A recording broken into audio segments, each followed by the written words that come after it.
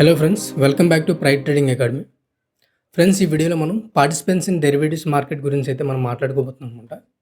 So మనకు derivatives మార్కెట్లో మెయిన్గా 3 టైప్స్ ఆఫ్ పార్టిసిపెంట్స్ ఉంటారు గైస్. ఒకటి మనకి హెడ్జర్స్ ఉంటారు, అండ్ సెకండ్ వచ్చేసి మనకు ఆర్బిట్రేజర్స్ ఉంటారు, అండ్ మూడోదిగా మనకు స్పెక్యులేటర్స్ అయితే ఉంటారు గైస్. సో ఈ 3 టైప్స్ ఆఫ్ పార్టిసిపెంట్స్ అయితే మనకు డెరివేటివ్స్ మార్కెట్లో ఉండడం అయితే జరుగుతుంది అనమాట. సో వీళ్ళందరూ కూడా ఎవరు ఏ టైప్ ఆఫ్ ట్రేడింగ్ చేస్తారు, ఎవరికి ఎటువంటి రిస్క్ ఉంటుంది అయితే మనం ఇప్పుడు చూద్దాం గైస్. హెడ్జర్స్ అంటే ఎవరంటే, hedgers are traders or investors who use derivatives to protect themself from price fluctuations in the underlying asset. So ఇక్కడ ఎవరికైతే ఆల్రెడీ మనకి పోర్ట్ఫోలియో ఉంటుందో 1 lakh కానీ 2 lakhs, ఈవెన్ ఫర్ ఎగ్జాంపుల్ ఒక 25 lakhs పోర్ట్ఫోలియో ఉందనుకుందాం.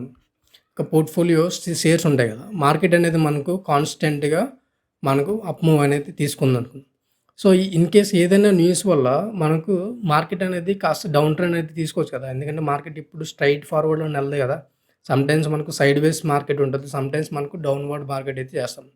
సో ఏదైనా న్యూస్ వల్ల మనకు ఒక బిగ్గెస్ట్ న్యూస్, ఏదైనా వార్ కానీ లేదా కరోనా వైరస్ లాంటి ఇలాంటి న్యూస్ వచ్చేటప్పుడు మనం ఆ యొక్క అసెట్ని ఎగ్జిట్ అవ్వడానికి బదులుగా హెడ్జింగ్ చేస్తారన్నమాట. అంటే మనం ఉన్నటువంటి ప్రాఫిట్ పోగొట్టుకోకూడదు. ఆల్రెడీ మనం కొన్ని ఇయర్స్ ఆఫ్ టైం ఫ్రేమ్లో మనం కాస్త రిటర్న్ అయితే గెయిన్ చేసి ఉంటాం కదా. సో ఆ పర్సంటేజ్ ఆఫ్ రిటర్న్ మనకి ఈజీగా పోతుంది అనమాట మార్కెట్ ఫ్లక్చుయేషన్స్లో. సో అలాంటప్పుడు ఇక్కడ ఏం చేస్తారంటే వీళ్ళు పుట్ ఆప్షన్స్ బై చేయడం కానీ లేదంటే ఫ్యూచర్ సెల్ చేయడం కానీ సో అలాంటివి చేస్తారన్నమాట. సో దీన్నే మనం హెడ్జింగ్ అంటాం. అంటే ఇది మనకు ఒక ప్రొటెక్టింగ్ సెక్యూరిటీ అయితే ఇస్తుంది ఆల్రెడీ మనకు ఉన్నటువంటి పోర్ట్ఫోలియోకి అయితే. హెడ్జింగ్ అనేది ఓన్లీ మన యొక్క స్టాక్ మార్కెట్లోనే కాదు, బయట మనకు ట్రేడర్స్ కానీ ఫార్మర్స్ కానీ బిజినెస్ మ్యాన్స్ కానీ సో వీళ్ళందరూ కూడా ఈ హెడ్జింగ్ అనేది చేస్తారన్నమాట. ఎందుకంటే మనకు మన యొక్క ఆల్రెడీ అసెట్ మీద ఏదైతే ప్రభావం చూపిస్తుందో అది కరెన్సీ ప్రభావం చూపించవచ్చు, లేదంటే మనకు వాతావరణ ప్రభావం చూపించవచ్చు. ఫర్ ఎగ్జాంపుల్ ఏదైనా ఫార్మర్ ఉన్నారండి, ఆ ఫార్మర్ ఒక వీట్ ఫామ్ చేస్తున్నాడు అనుకుందాం. సో గోధుమలు ఫామ్ చేస్తున్నప్పుడు అతనికి 3 monthsలో అతనికి ప్రొడక్ట్ అనేది చేతికి వస్తుంది. బట్ ఈ ప్రస్తుతానికి రేట్ అనేది ఒక కిలో ఒక 100 రూపాయలుగా ఉందనుకుందాం. ఆర్ఎస్ ఆర్ఎస్ 100 రూపీస్గా ఉంది ఒక కేజీ అని వీట్ అనేది. సో ఈ రేట్లో ఈయనకి ఈ ప్రస్తుతానికి అమ్మితే అతనికి మంచి ప్రాఫిట్లో ఉంటాడు. కానీ ప్రస్తుతానికి అతని దగ్గర పంట అయితే ఉంది కానీ ఇంకా చేతికి రాలేదు, టైం పడుతుంది అనమాట. ఓకే, సో అప్పుడు ఆ టైంలో ఏం చేస్తారంటే వీళ్ళు ఫ్యూచర్ ఏదైతే వీట్ ఫ్యూచర్ మన కమోడిటీస్లో వీట్ ట్రేడ్ అవుతుంటుంది కదా, వీట్ ఫ్యూచర్ని సెల్లింగ్ చేస్తారు. అంటే ఏమో ఇన్ కేస్ 3 monthsలో ప్రైస్ 100 కాస్త 50 అయిపోవచ్చు కదా. 3 monthsలో అతనికి ప్రోడక్ట్ చేతికి వచ్చేటప్పటికి ప్రైస్ తగ్గిపోయింది అనుకోండి, ఫార్మర్ అనేవాడు లాస్ అవుతాడు. ఎందుకంటే ప్రెజెంట్ రేట్లో అమ్మితేనే అతనికి ప్రాఫిట్ ఉంటుంది. ఆ రేట్ని ఉద్దేశించుకునే మన వాళ్ళు పంట అనేది వేస్తూ ఉంటారు, అవునా కదా.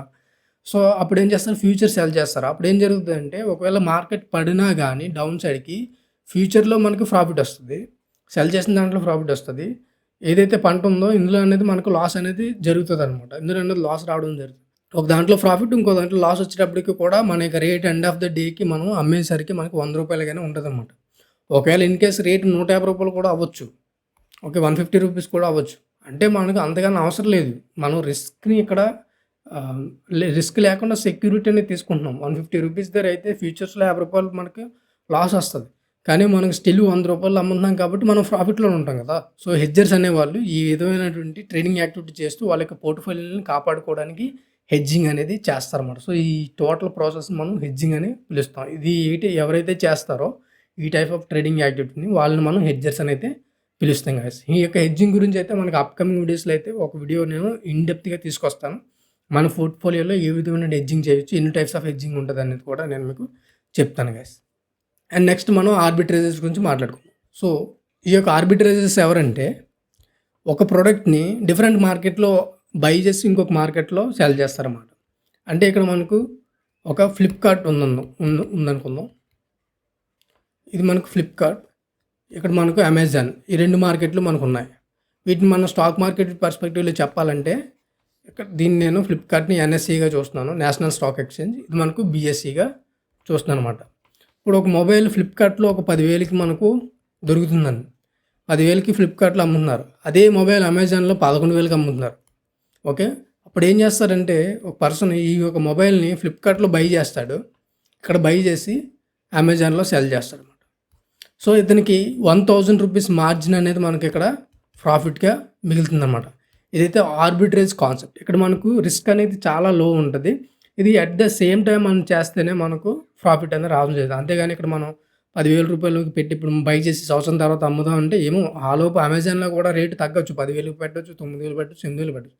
సో, ఇమ్మీడియేట్‌గా అట్ ద సేమ్ టైమ్ ఇక్కడ కొనాలి, ఇక్కడ వెంటనే అమ్మాలన్నమాట. అర్థమవుతుందా? సో, ఆ టైప్ ఆఫ్ ట్రేడింగ్ యాక్టివిటీని మనం ఆర్బిట్రేజ్ అని పిలుస్తాం. సో, ఇలాంటి ట్రేడింగ్ చేసేవాళ్ళు ఆర్బిట్రేజర్స్ అంటారు. మీరు గమనించినట్టయితే మనకి ఎన్ఎస్సికి, బీఎస్సికి 50 పైసా డిఫరెన్స్ ఉంటుంది స్టాక్.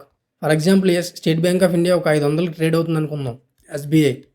ఓకే, ఇక్కడ మనకు బీఎస్సిలో 499.50 పైసలకి ట్రేడ్ అవుతుంది. అర్థమవుతుంది గైస్. సో, ఈ 50 పైసలను క్యాచ్ చేయడానికి మనం బీఎస్సీలో కొని ఎన్ఎస్సీలో అమ్మేసాం అనుకోండి, సో 50 పైసలు ప్రాఫిట్ అయితే వస్తుంది. సో, ఇది మనకు రియల్ టైంలో ప్రాఫిట్ ఇస్తుందంటే ఇవ్వదు. ఎందుకంటే దీన్ని కొనడానికి, అమ్మడానికి అయ్యే ట్రాన్సాక్షన్ ఛార్జ్, బ్రోకరేజ్ ఛార్జ్ 50 పైసా కన్నా ఎక్కువ ఉన్నాయి కాబట్టి.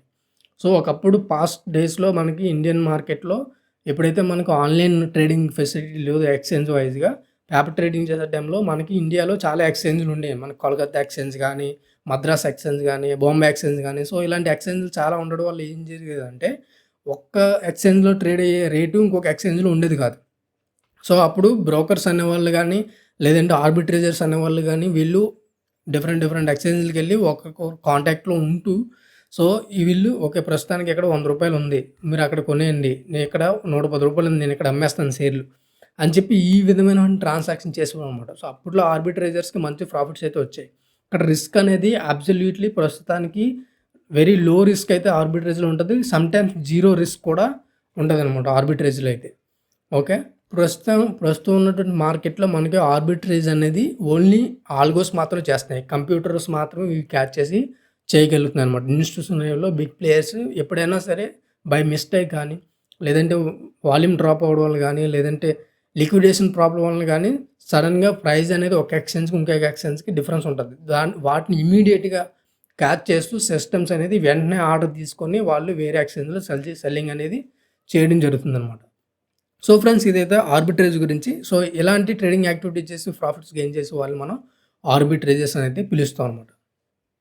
అండ్ నెక్స్ట్ మనం స్పెక్యులేటర్స్ గురించి మాట్లాడుకుందాం. సో, ఈ యొక్క స్పెక్యులేటర్ అంటే ఎవరంటే రీటైల్ ట్రేడర్ గైస్, మనమే అనమాట. ఎవరైతే రీటైల్ ట్రేడర్స్ ఉంటారో సో వీళ్ళు స్పెక్యులేషన్ అనేది ఎక్కువ చేస్తారు. అంటే వీళ్ళ దగ్గర వెరీ లో క్యాపిటల్ ఉంటుంది అన్నమాట.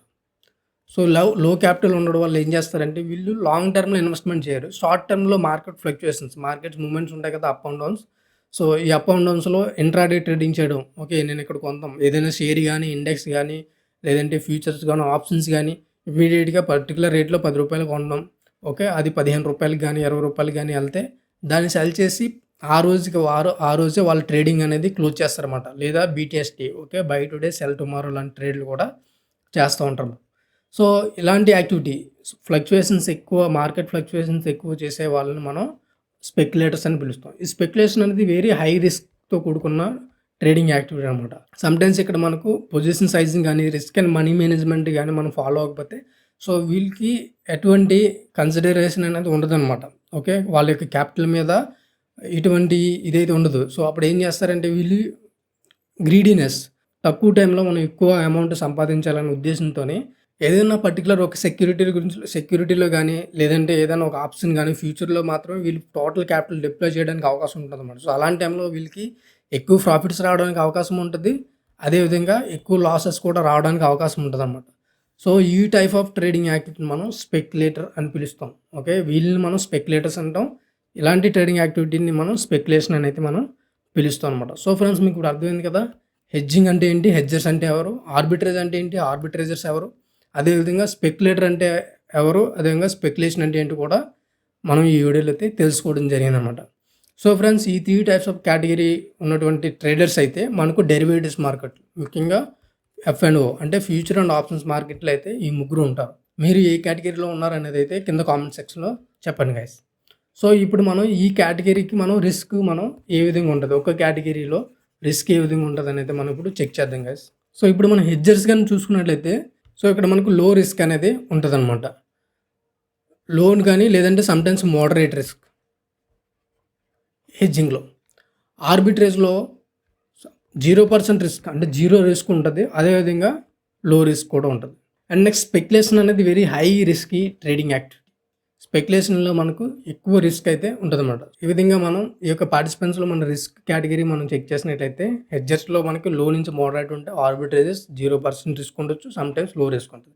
స్పెక్యులేషన్ అనేది వెరీ హై రిస్క్ అనమాట. సో ఫ్రెండ్స్, ఇదైతే ఈ వీడియోలో మనం పార్టిసిపెంట్స్ ఇన్ డెరివేటివ్స్ మార్కెట్స్ గురించి అయితే మనం తెలుసుకోవడం జరిగిందనమాట. ఈ వీడియో నచ్చినట్లయితే మీరు లైక్ చేయండి, కామెంట్ చేయండి. అదేవిధంగా మన యొక్క ప్రైట్ ట్రేడింగ్ అకాడమీ ఛానల్ యూట్యూబ్‌లో సబ్స్క్రైబ్ చేసుకోండి. డిస్క్రిప్షన్‌లో ఉన్న లింక్ ద్వారా మన యొక్క టెలిగ్రామ్ ఛానల్ కూడా జాయిన్ అవ్వండి guys. Thank you for watching. మళ్ళీ మనం నెక్స్ట్ వీడియోలో అయితే కలుద్దాం.